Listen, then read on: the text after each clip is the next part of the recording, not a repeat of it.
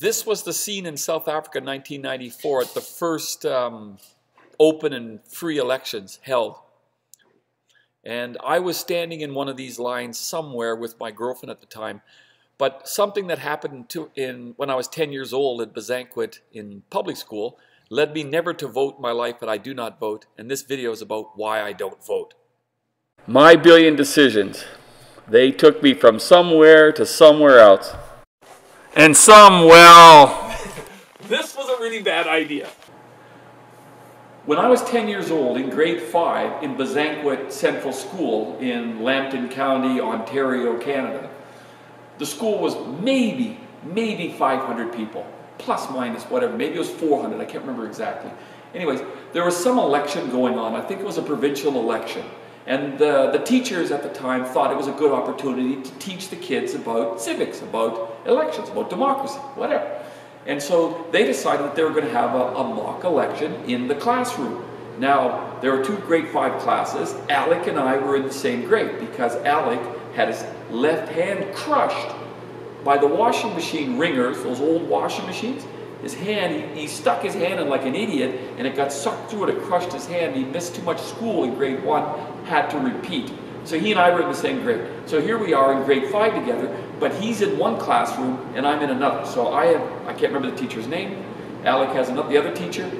But we're sitting at the back of the class, literally back to back. Our chairs are maybe 5 or 10 feet apart. And so I sort of lean back in my chair and look over at Alec. I say, Alec, are you going to vote? He says, no. I said, I'm not going to vote either. Anyways, so of course, as things occur, they have this little mock election. It's either conservative or liberal. That's because there was no parties. It was back in those days, there was very few parties. There wasn't I think the New Democratic Party might have existed, but in our area, they wouldn't have had such a person. They just had conservatives and liberals. And the conservatives almost always won in our area at the time. So, which my dad was a big conservative, so he was quite happy with that. And he knew the MPP he knew him very well. Like, he knew the guy that was running in our area personally. Okay, and that leads other things. But anyways, back to this mock election story. Alec and I, we turned to each other and we said, no, we're not going to vote. So we don't vote, we refuse.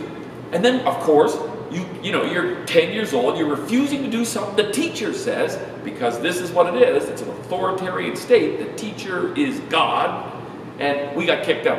So we got kicked out of the class for being asses, basically, for refusing to participate in this mock election. So we get booted out, we have to go up to the principal's office, there we are with Mr. McIntyre, and he sits there and talks to us, and blah, blah, blah, blah, blah. I can't remember what he said even, and he sends us back, and that was that. But after that, I kept thinking about this, thinking, well, why are they forcing me to vote? What does it matter? Why did I get kicked out of class because I refused to vote?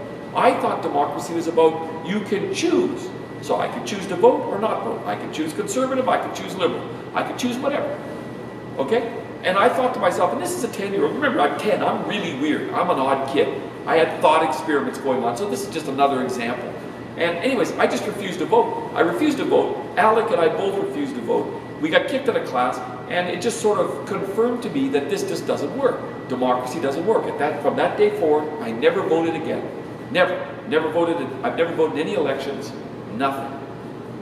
So that was my decision when I was 10 years old. I refused to vote, and I've never voted since. I'm now 60 years old, and I've yet to vote in an election. I will not vote in any elections. I like to watch.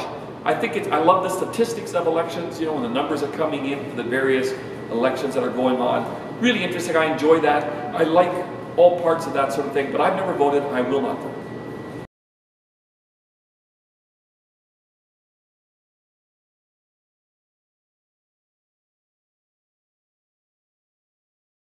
I want to sort of talk about democracy for a moment and really where it comes from. Our democracy as we have it today largely comes from the Greek city-states.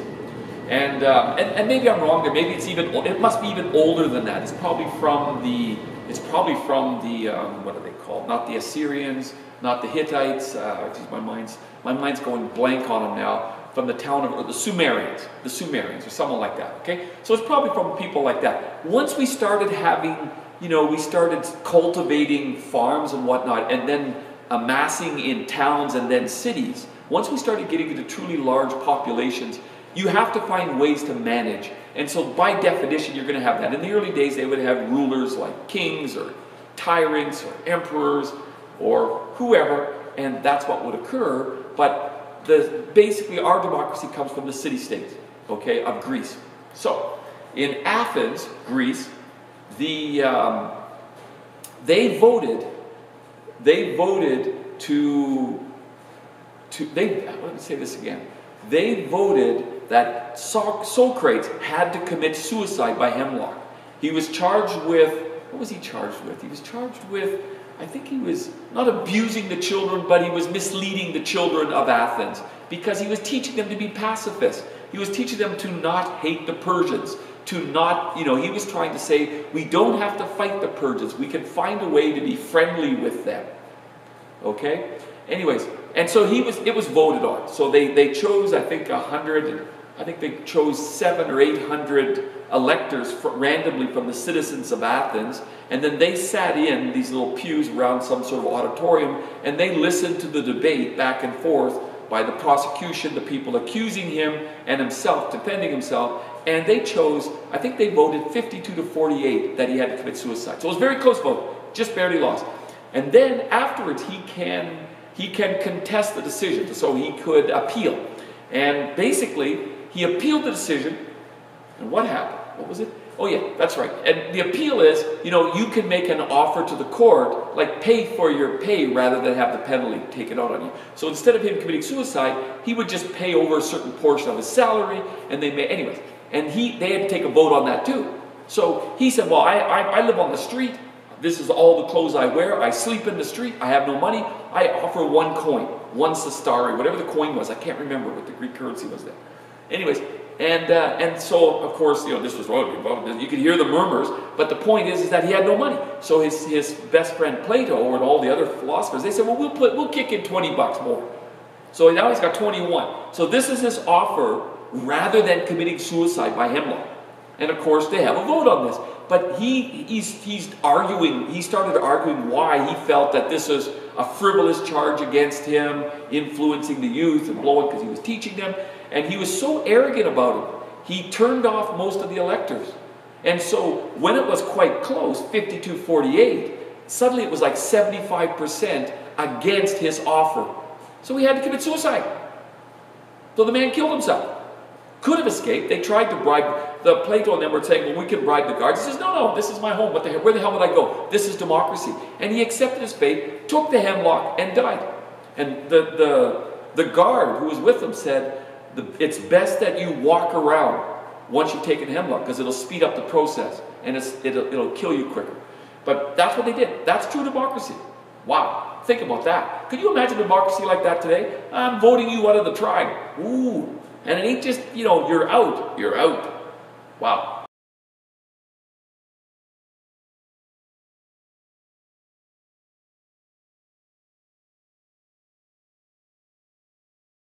In 1994, I was living in South Africa, in Krugersdorp, with my then girlfriend Mona and her 2 really pretty daughters, Liesel and Yolanda, real cuties. Anyways, I think they were 11 and 14 at the time or something like that, real cuties.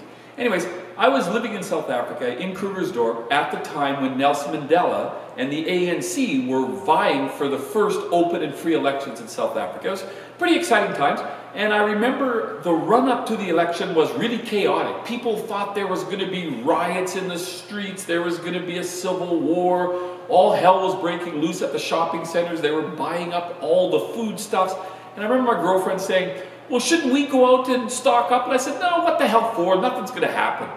Anyways, what made me think that? I have no idea. But anyways, I just assumed people are just too nice in South Africa. They're just too nice. You may not believe that, but they're just very nice people. The vast majority, there's a very small minority that causes most of the crime and stupidity in South Africa. The very vast majority of South Africa is really very friendly, lovely people, very nice, easygoing, great sense of humor. Anyways, so like I said, I was living in Krugersdorp. And the night before the election, I drove to the observatory. I was doing this monitoring program at the time where I had to go to the observatory to set stuff up. Not like today, you just, you do some programming and the damn thing will do whatever you want it to do. Anyways, I had to go to the observatory that night, so I was driving off. And as I was driving past one of the townships that's just at the side, where in fact Nelson Mandela lived after he got out of jail, outside of Krugersdorp, I was driving by that township, and what the hell happened? Well, suddenly these two pickup trucks were driving around, and they sort of turned around and followed me. And they followed me all the way to the observatory until I turned into the government grounds, and then they obviously realized I was fine. They turned and drove away. But they were driving around. These dudes had shotguns and stuff like that in their vehicles. So they obviously thought something bad might happen. They were thinking they were defending me. It was really crazy. Just crazy times. Just crazy. And I remember observing, and then I went home, and of course the next day, the election, it just took so long. They had to give it an extra day. There were so many people voting. So many. And I ended up standing in line with my girlfriend, Mona, and she and I were standing there, and she got up to vote, and finally it was her turn, so she votes. And the guy says to me, he says, well, you must vote too. I go, no, I can't vote. I'm a Canadian, I'm a foreigner. They go, so what? We need more whiteys. We need more white people. You got to vote. I said, no, I'm not voting. I always wished I would have taken the ballot paper as a memorabilia. I never did in the end. So I never did vote, obviously, and I wouldn't vote, and I certainly wouldn't vote in that election. I had no right to. Anyways, but that was 1994. Nelson Mandela was elected the first black president of South Africa. And this guy, I got to tell you, was a real statesman. Really. South Africa couldn't have asked for a better first president in that era, because the man said, I will only serve one term. And he did it largely because he didn't believe in president for life. There were so many presidents like Robert Mugabe in Zimbabwe, you know, and they're president for life. And they just stay there forever, and they never stopped running. And he didn't believe in that. Now South Africa had a two-term presidency. So he didn't even want to be more than that. He just wanted one term, 5 years. And I think his time in prison had taught him a lot of things, but it also kept him far removed from what was happening in society. So his politics, how he operated, his politics and some of the policies he thought about, they were terrible, absolutely terrible. I mean, the man wanted 12-year-olds to vote. Or no, sorry, 14-year-olds to vote. I've heard recently people in the US talking about 12-year-olds voting. Just stupid. Like, what are you going to vote for? Ice cream? I mean, what the hell's wrong with you? You're 12 years old. Come on. Anyways, so Nelson Mandela wanted 14-year-olds to vote. And people would run behind him, you know, making corrections for him. But really, he was a very good statesman. He recognized how to bring the country together. He was very good at that. But other aspects of his policies were really quite bad, quite antiquated. And because he was in jail for 26 years. Give him a break, you know? Anyways, that was my story. But yeah, I was in that election. I stood there and I watched my girlfriend vote. I saw the lines and the queues, and they tried to get me to vote and everything else. It was quite fun. It was quite interesting times. And as I said, nothing happened. It was quite jovial. It was really a party atmosphere in the end. It really was. And that was probably the peak of the South African society. And I think since then, 27, 28 years later, you know, the society has changed. It's evolved. And, you know, you go through good times and bad times. But at the time, when it happened, there was a lot of hope. At least I thought there would be. I thought there would be a sort of like a decay, and then it would start increasing again. I kind of thought like that in terms of how the government would operate. Because you got to get used to governing, right? You never governed before, really. You know, a country of 45 million people and all the problems that it had. Anyways, that was what happened in 1994, when I took part in democracy. I want to take this moment actually to talk about, it's not a gripe against politics rather, or democracy or whatever it is. I've been to countries, let me first say this, I've been to countries that are communist, socialist, capitalist democracies. Okay, I've been to all of them. I've been to countries, I couldn't even tell you what the heck the democracy, I couldn't even tell you what the form of government was. I mean, not because I didn't look, it's because I couldn't figure it out. Okay, anyways, neither here nor there. Anyways, but I want to talk about something, the problem I find creeping into Western democracies in particular, especially Canada, the US, and other places. Because the populations are growing. When I was a kid, Canada was 15 million people. Now it's 35 or 38 million. And as the population grows, the distance between the politicians and the constituents becomes greater. Because, you know, you can't talk to everybody. But the problem is, after a while, they don't talk to anybody. They just talk to other political class. And so I find that problematic. And what happens now more recently is politics is becoming big tent.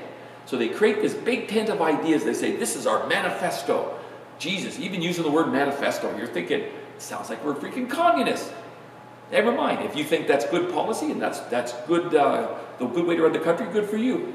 Personally, it's never really worked. At least not, I've never seen it work anywhere. Anyways, so basically what I'm trying to get at here is they got this big tent of ideas. And what they do is they say, if we can give a sufficient number of ideas that we agree to, like, you know, I don't care, Aboriginal rights, women's rights, and goes on, whatever rights you want to talk about. And the other group says, I'm business oriented, I'm for free speech, I'm for deregulation, whatever. You know, and you have these different concepts and ideas. And then you'll come along and look at this and go, well, geez, I kind of like that one or that one. Think about what you're doing. You might as well be going in and buying ice cream. Because you don't know who the person is. You don't know if he actually believes any of the garbage that he's telling you. You have no clue. You're not talking to that. And worse, that is not democracy. If I go back to my story about Socrates got voted to commit suicide. That is democracy. What you really want to do is listen to the community. You want to listen to your constituents. So politicians shouldn't be saying, this is what I think. They should be saying, what do you think? That's the problem with democracy today. Big tent politics is bad. I wish we could get away from it. I wish we could get back to, you find a person that you like, you know, and they listen to you, and they're going to represent you. And that person I would probably vote for.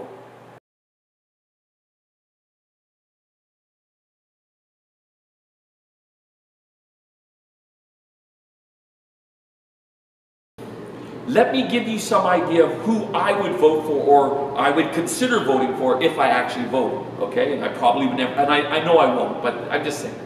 And it would be that person, man or woman, who's holding on to the door, being pulled into the Parliament building, or into Congress, or wherever the heck whatever your form of government is, and they don't want to go. They're kicking and screaming, trying to stay out of that building. That person I would consider, because they recognize that governments, by definition, are inefficient, and they don't manage anything well. They couldn't manage a piss up in a brewery, as the expression goes. They just aren't good at it. They're good at talking. They're good at writing policy. But they got to get the hell out of the way and let competent people do their jobs. And that's what they don't do. Because we keep adding on more and more regulation to things. And it becomes worse and worse and worse. To the point where you get 4 hours out of a day instead of 8 producing something. And things like that. And so we have to find the balances. And it's very difficult. And I do say this. I did it for a while, for 3 years. It's difficult to get the balance right in policy. So it's not as simple as saying, Gordon, you just deregulate or you regulate. It's not as simple as that. You've got to get that balance right. And sometimes they just get it horribly wrong. And they always err on the side of caution, you know. So I want to find that person that's being dragged, kicking and screaming into that building because they don't really want to be there. But then once they're inside, they're going to say, well, my constituents said to me, Gordon, do this. And that person I would consider. That person I would see as a true democratic person. Because that's what democracy is. The person being elected has to represent the people behind him, the people around him, the people he lives beside. And the guy across in the other side, the opposite aisle, who's in the opposition party, they're not your enemy. They're not. They're your neighbors. You know, you ran against somebody from another party who's in this other big tent, and they think a little differently than you, but they're still your neighbor. They still come from the same community that you do, largely. Okay, some of these communities, these constituencies are 700,000 people in the US. In Canada, it's probably 100 or not even that. But the bottom line is, you know, you're amongst them. They live with you. They live in and around you. You probably know who they are. You've probably met them at functions or whatever. You know, so my point is, I want the person that doesn't want to be there. I want that person. I want that person. And I want that person who doesn't want to be there, who shows up and he listens to the people across the way, because the people that are elected are also constituents. And you should listen to them too. You shouldn't be saying, well, that's a stupid idea because it comes from the Liberals. You shouldn't say that. It doesn't matter that their leader is a nincompoop. You know, it doesn't matter. The bottom line is listen, because that's what you're voted to do. You're in democracy because you listen to people. Most importantly, your constituents. Represent them. If you come from a very conservative community, but you're a progressive candidate, and they vote you in because you listen, when there's a vote on something that's not in your interest, that you don't agree with, but your constituents do, you should vote with your constituents. And they don't do that. That's the problem with democracy. We've become this big tent politics. It's terrible. And like I said, I would want that guy or woman that's being dragged, kicking and screaming in there saying, I don't want to be here. And then when they sit in the chair, they listen and they think and they put forward excellent ideas based on what their constituents want, and that's what they would probably do. So that might get me to vote, but it won't, because I know they won't do it. Anyways, you have fun. The GERAF Foundation will produce more videos like this. Please like, share, or subscribe if you enjoyed this video.